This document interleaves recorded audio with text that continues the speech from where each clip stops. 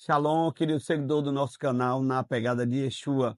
Hoje eu quero dar seguimento à nossa série O Mistério dos Dragões, parte 3. Eu quero ler com você alguns textos para respaldar sobre a dualidade dos dragões na palavra de Deus.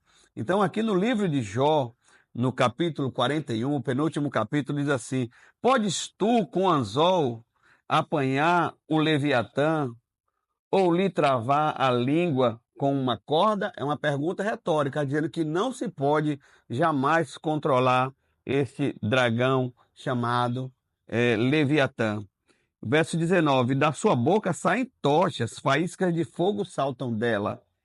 Das suas narinas procede fumaça, como de uma panela fervente ou de juncos que ardem. E o seu hálito faz incendiar carvões, e da sua boca sai chama. Então, aqui fala de um dragão clássico, esse Leviatã, que Jó disse que Deus criou como fosse um pet. O salmista disse que Deus criou o Leviatã para folgar com ele, como se fosse o pet. Qual seria o pet de Deus? O ser mais poderoso do universo. O Todo-Poderoso, o Hashem, Yod-Re, Vav-Re, o tetragrama. Quem seria o pet do Todo-Poderoso, do nosso Senhor? Seria um pitbull, um leão? Não. Seria um leviatã. Seria um cachorro que fica na corrente, que Deus controla. E Deus criou esse ser, como os demais dragões, com propósitos específicos. Aqui nesse texto fala do Leviatã como um dragão que Deus criou, como um nível alto da sua criação, como um dos seus seres que ele criou mais poderosos, como uma obra-prima da criação de Deus. Porém, existem outros textos que falam do dragão remontando como a serpente. É muito interessante que acontece nos dias de hoje um tipo de cronofobia, ou seja, pessoas que abominam a sabedoria do passado e só valorizam o que elas se informam nos dias de hoje. Mas, se você quer saber sobre dragões, você hoje, sabendo que tem tanta influência da IA, não é? E tem tantas histórias mirabolantes que se conta apenas para hypar por causa da mídia, nós precisamos saber que tem muitas literaturas antigas, que as grandes civilizações antigas sempre falaram dos dragões. Talvez não dessa maneira mítica, mitológica, como Hollywood mostra, mas sempre houveram dragões, principalmente narrados nos anais da história chinesa, mas também de muitos outros países. Aqui na América, os dragões são chamados na antiguidade de Quetzalcoatl, a grande serpente emplumada.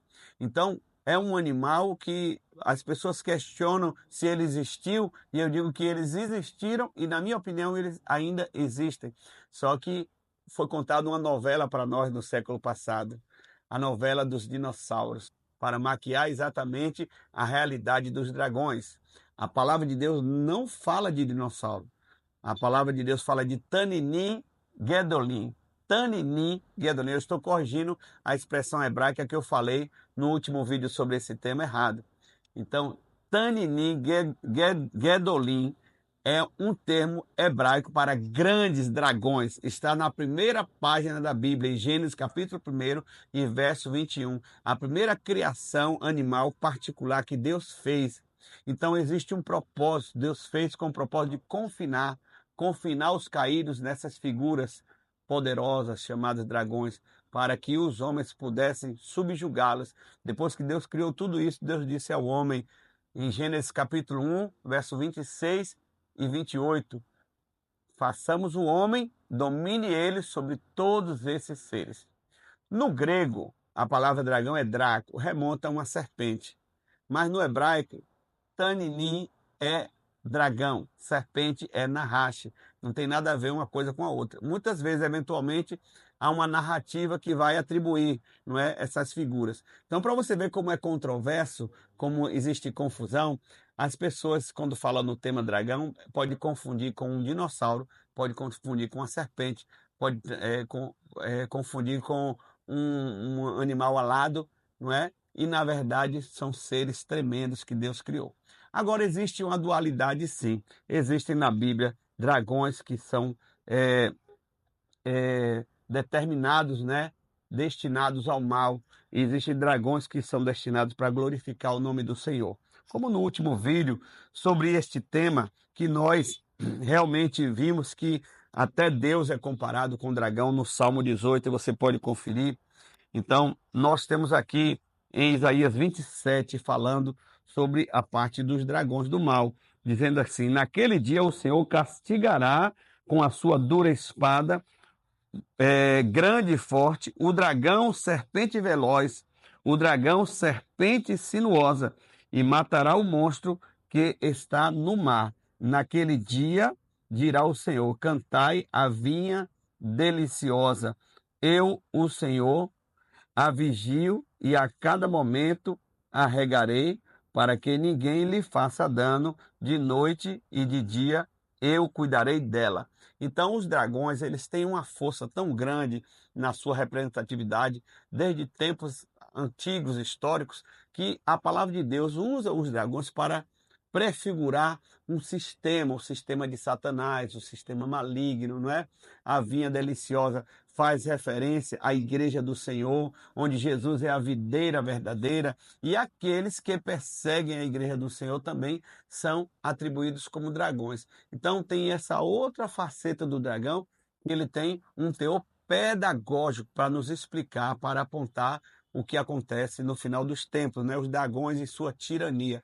Mas esse tema aí fica para um próximo vídeo. Eu só quero aqui respaldar, não é, a quantidade de referências, não é, do dragão na cultura pop, né? Concluindo essa parte da palavra, eu quero citar, eu fiz uma pequena relação aqui de grandes blockbusters, né? Grandes filmes e grandes séries em que a mídia e Hollywood faz questão de evidenciar o dragão como um ser tão somente parcial, titânico, mas parcial, não é? Então, toda vez que a mídia falar e focar um tema só sobre algum determinado indivíduo ou algum determinado personagem, você tem que pensar de maneira reversa, porque você, como igreja, você é contra a cultura. Então, Game of Thrones, uma das grandes séries, gira em torno de dragões. Harry Potter também, uma das grandes séries, não é? Gira em torno de dragões. A antologia de Harry Potter fala sobre dragões. Como treinar seu dragão. Essa já é uma trilogia estourada, que é exatamente sobre essa animação de homens aliados a dragões. Jurassic Park, que fala exatamente sobre os dinossauros, mas na verdade é para maquiar a realidade dos dragões, não é? A família dinossauro é uma criação da mídia. Caverna do Dragão, não é? Esse desenho é icônico. A década de 80 não poderia ser contada sobre o entretenimento e sobre a cultura pop sem citar a Caverna do Dragão, com o dragão de 7 cabeças, Tiamat, e aí tem uma grande referência na palavra de Deus. É interessante comentar sobre o enredo desse desenho, porque o Vingador representa o inimigo. A turma da Caverna do Dragão representa o lado do bem, o Vingador o lado do mal.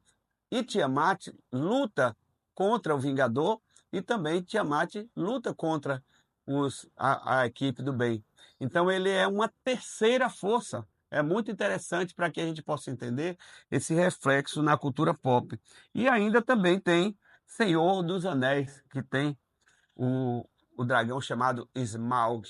Não? Então eu quero deixar aqui essa terceira parte do Mistério dos Dragões. E eu quero que você comente, deixe seu like, ative o sino, para que a gente possa fomentar esse tema e criar mais conteúdo, que é um tema tremendo e um tema santo. Shalom, Jesus te abençoe.